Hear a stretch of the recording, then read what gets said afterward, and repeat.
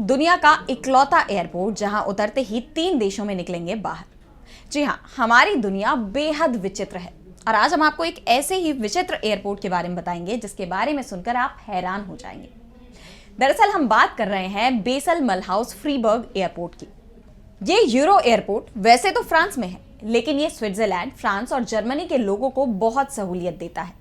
इसकी लोकेशन सबसे अनोखी पहलू है, ये तीनों देशों से सटा हुआ है। इस एयरपोर्ट में स्विट्जरलैंड और फ्रांस के कस्टम बॉर्डर भी एक ही छत के नीचे हैं।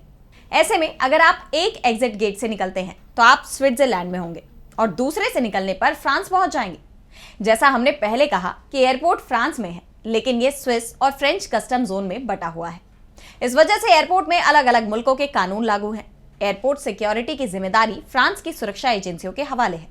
कई बार वो अनियमित रूप से स्विस साइड का इंस्पेक्शन कर लेते हैं, लेकिन मुख्य तौर पर स्विस साइड की सुरक्षा और कस्टम की जिम्मेदारी स्विस सुरक्षा एजेंसियों के पास है। यात्री भी अपने हिसाब से यूरो या फिर स्विस फ्रैंक का इस्तेमाल करेंसी के रूप में कर सकते हैं।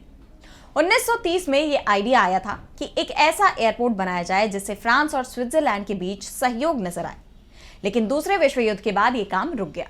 हालांकि 1946 के बाद ये प्रोजेक्ट दोबारा शुरू हुआ और युद्ध के बाद देशों के बीच सहयोग को दर्शाने लगा। एयरपोर्ट को बनाने के लिए ज्यादा फंडिंग स्विट्जरलैंड की तरफ से दी गई थी, वहीं फ्रांस ने अपनी जमीन दी थी। इस एयरपोर्ट से तीनों देशों के 3 शहरों में घुसने का रास्ता है। ये शहर हैं जर्मनी का फ्रेबर्ग एम ब्रेस्को, तो फ्रांस का मलहाउस और स्विट्जरलैंड का बेसल। इस एयरपोर्ट के बोर्ड में फ्रांस, जर्मनी और स्विट्जरलैंड के एडवाइजर शामिल हैं।